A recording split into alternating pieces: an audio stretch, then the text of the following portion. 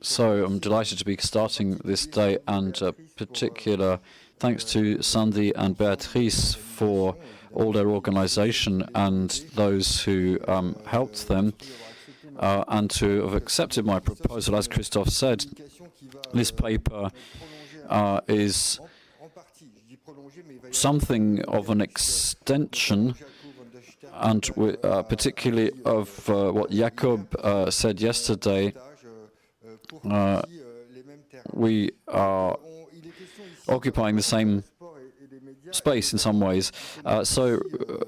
Relationship between sport and media iconocracy. This term comes from José Monzès, defined it as follows: a form of government through image, organization of what is visible with keywords such as image and visible, and the idea that images exert power over public opinion.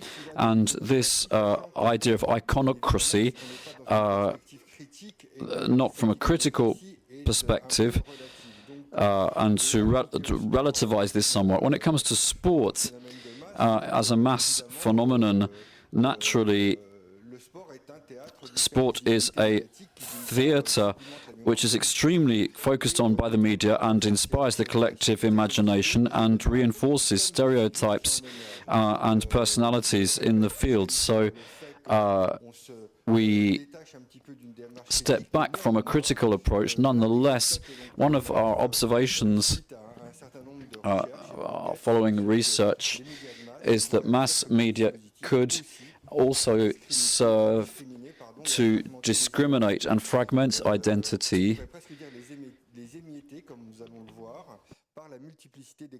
and even fragment them due to the large number of commentators, and also, of course, the comments on social media. So we're looking at media representations and discussing the hypothesis according to which this iconocracy of sport actually resists diversity. Media is time constrained, as you know, and this media has rather a oversimplified worldview. The general issue in this paper is therefore to ask what information sports media presentations contain, be it in terms of image, cartoons, drawings, broadcasting, and what type of comments does it elicit from professionals and the general public.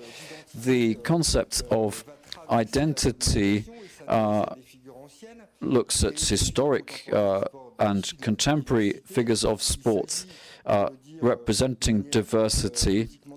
We have to use this politically correctly, however, whatever that means. So non-white athletes, and this issue is quite contemporary. Last Sunday, some of you were able to listen to the interview by Samuel Nasri, former football international, when he said that he was not selected due to his ethnic origins. His former teammates Karim Benzema and Ben Arfa also, he said, were subject to this discrimination. So, firstly,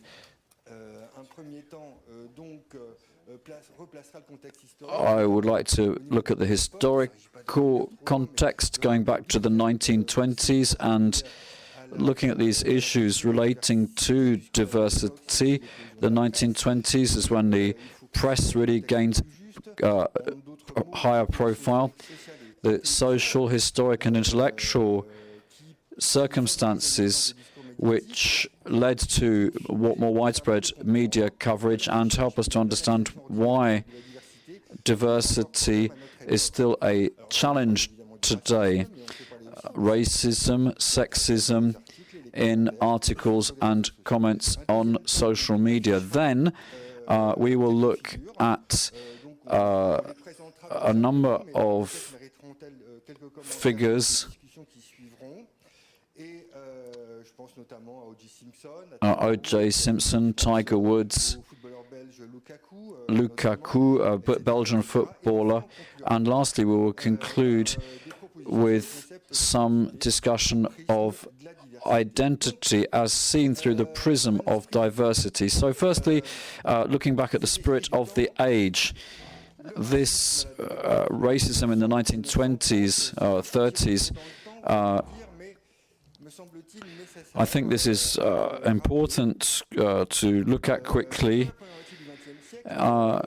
In the first half of the 20th century, scientific and journalistic literature emerged on black sportsmen and women, quite explicit literature with articles.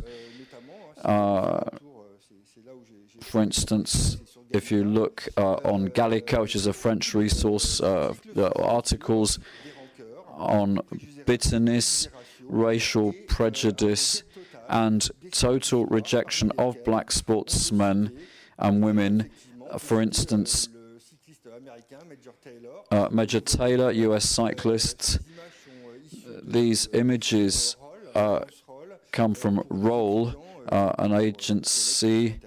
For those colleagues who'd wish to see those, there's a lot of iconography about Major Roll. And a Guyanan footballer, Raoul Diane, the first black player to have played for France.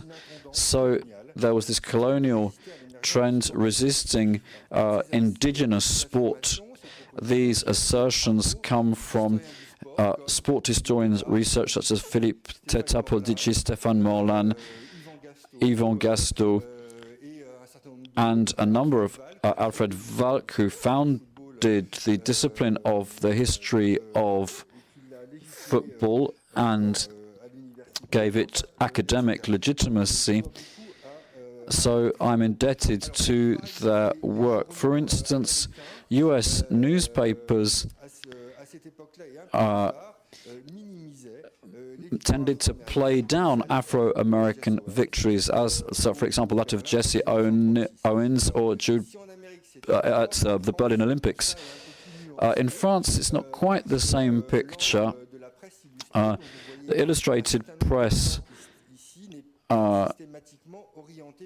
was not always directed towards racial prejudice. Sometimes even the racial dimension of identification is in the background, or may, in some cases, completely disappeared. We were talking about Major Taylor. He arrived in France in 1909. Here you see an illustration of it, and naturally France is much less violent than the US. He felt much more at home here. In the US, it was extremely segregated at the time, and here he felt the press treated him with respect. The pictures sublimate him, and this is extremely popular press. For example, Luto sales exploded to 700,000, circulation of 700,000 in 1933. Sorry, the circulation had increased from 20,000 to 700,000.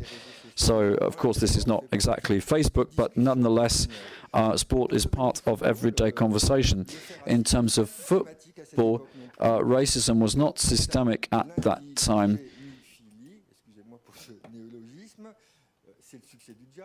There was the success of jazz at that time. Josephine Baker, fascination for Negro culture in the presidency, interest in African sculpture, etc. So there's need to analyze media coverage of diversity, because there was an antagonism between endemic racism and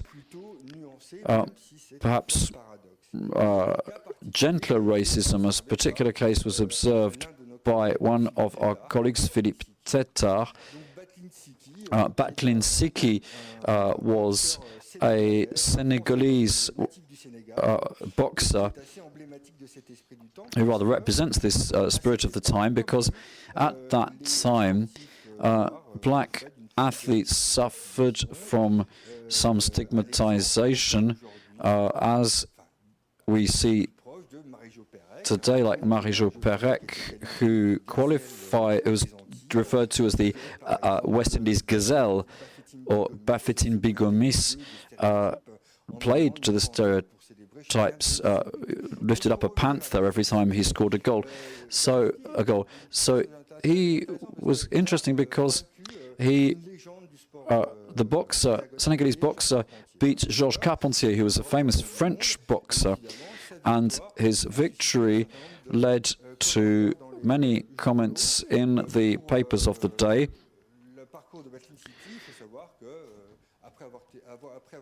After having beaten Carpentier, he was assassinated in 1925 in New York. So a tragic life, which papers basically presented as an inevitable destiny.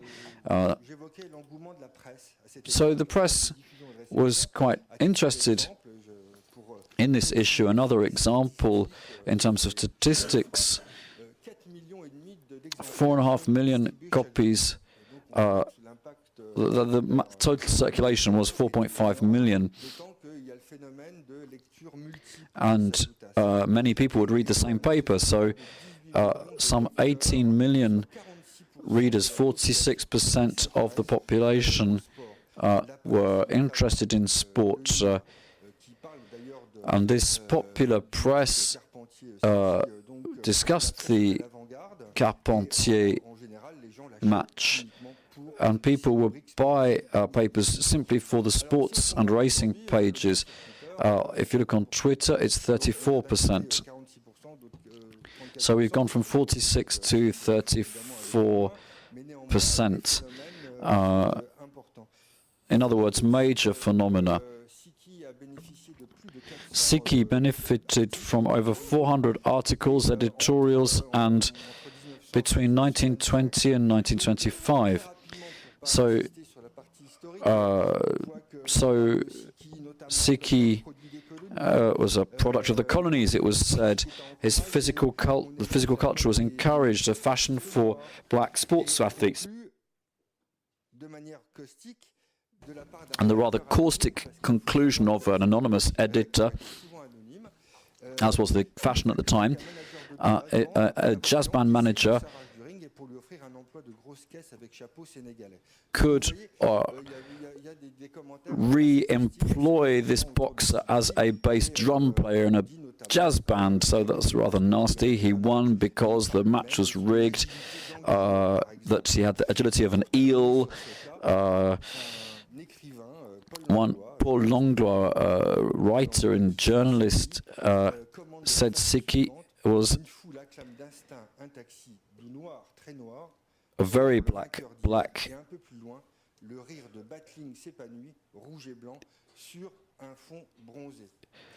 With many other rather nasty references to his color. So if you look at these iconic figures now, having looked at the historic background, this contextualization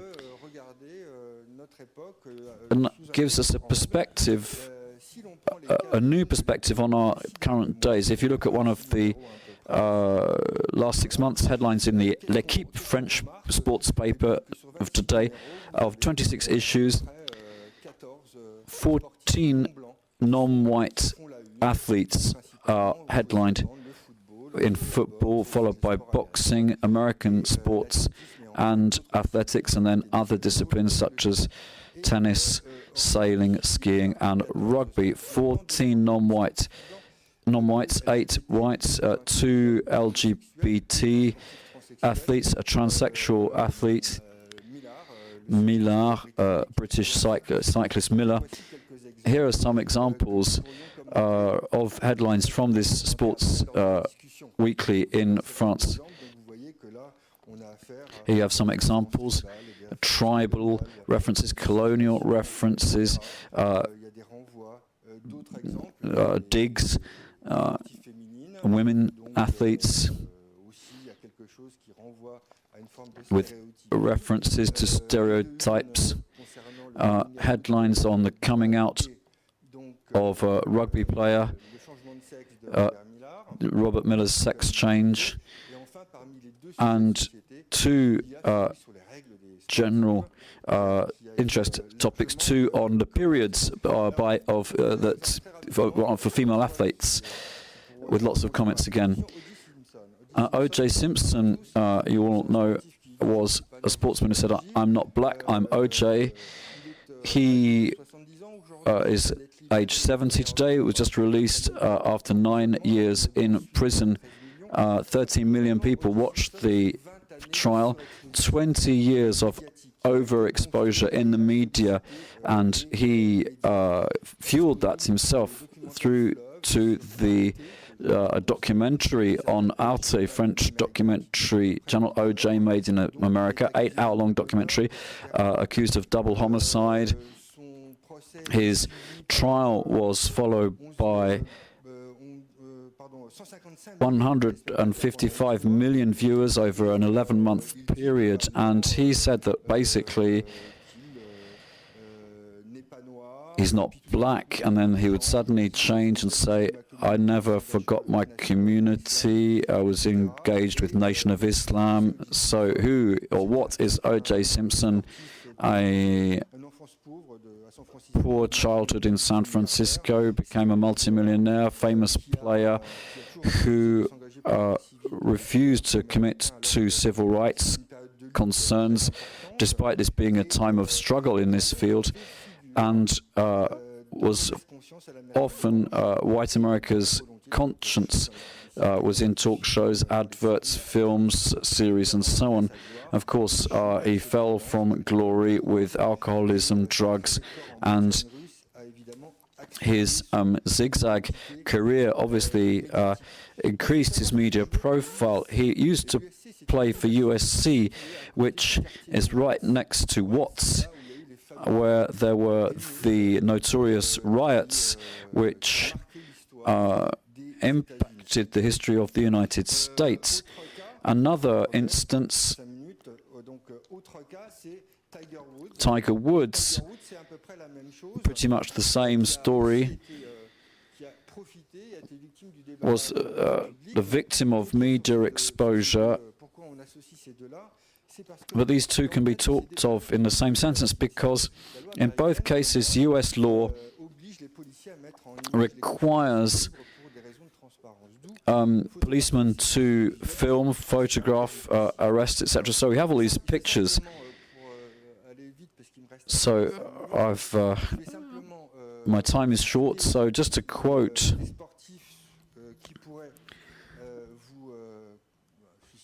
athletes that you could look into: Stephen Curry, US athlete who refused to kneel for the anthem; Colin Kaepernick,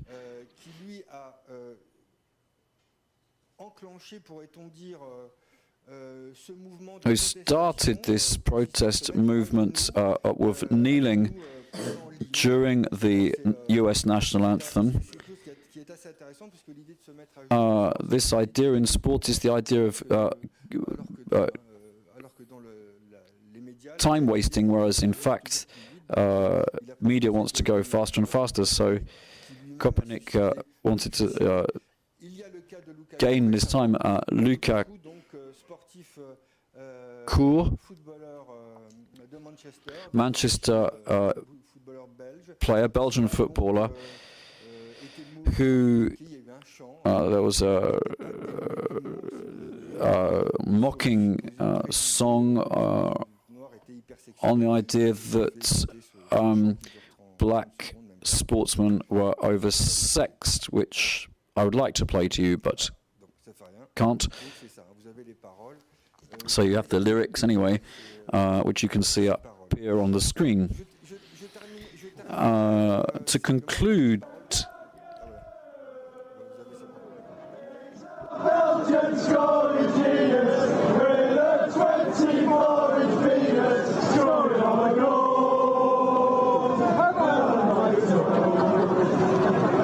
Oh,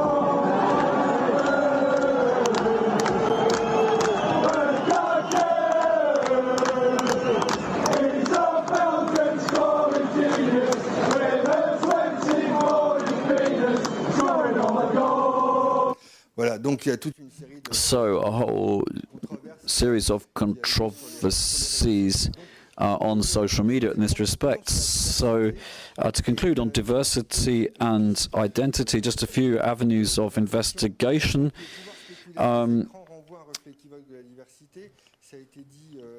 There's this reflection of diversity, but also identity conflict with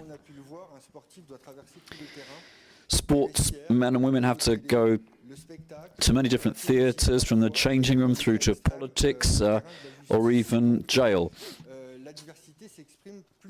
So diversity is generally exhibited in social media with varying degrees of caution, restrainedness. To contrasting example, Kaepernick in the US and Jean Jaurier insults on Periscope. And in analysing the concepts of identity, you can see they take account of the historic, intellectual and cultural context of our time. But we've changed from the days of Muhammad Ali, for example. So some avenues, for example, interaction of the environments, sports and media in this case, and of spectacle and controversy. Georges Blogs, a psychoanalyst, said that these environments determine the system of representing each individual, their behavioral norms and their value judgments, with identities being made up of the streets they grew up in, their languages, their countries. In view of that, media identity could be the product of cognitive economy, in other words, borrowing careers from distinctives of careers to describe a heritage, a period in which France was perceived as an imperialist power with endemic, albeit muted, racism, colonial iconography, deeply rooted, with these headlines in L'Équipe, for example, an animal characteristics of athletes and hypersexualized bodies, as Lukaku had to put up with, and the athletes from diversity backgrounds are often reduced to their dominant characteristics, with formulaic representations that can be used as appropriate. If you imagine Christiane Taubira, for example, was portrayed in such stereotypical terms, due to issues such as their contributions to social media, refusal to sing the national anthem, some behavioral problems, etc. And despite claims to diversity in the media, as we heard yesterday, nevertheless, there are agreements, labels, laws. Western societies, nonetheless, are pretty fixed in their economic representations. The Théo affair in France stoked a lot of controversy. A black guy who was assaulted by police officers. A police trade unionist said on a French channel,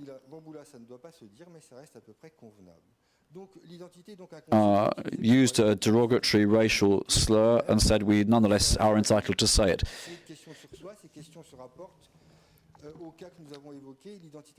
So media identity is not necessarily easily understood. It is a locus of controversy.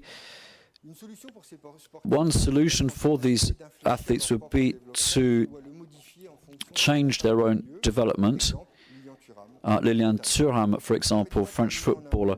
In conclusion, I could talk about the research by Georges Devereux on identity and ethnic personality. In the 70s, he drew a distinction between ethnic individuals with observed behaviors, such as how they talked, how they dressed, how they acted, and ethnic identity. This ethnic identity illustrates, for instance, the idea that a Spartan can only be a soldier, or a black can only be a footballer or a musician.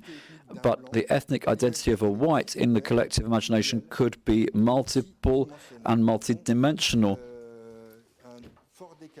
So there is a big gap and inequality, and media and messages amplify these ethnic, cultural, sexualized images, and these are issues we have to address within the field of sport.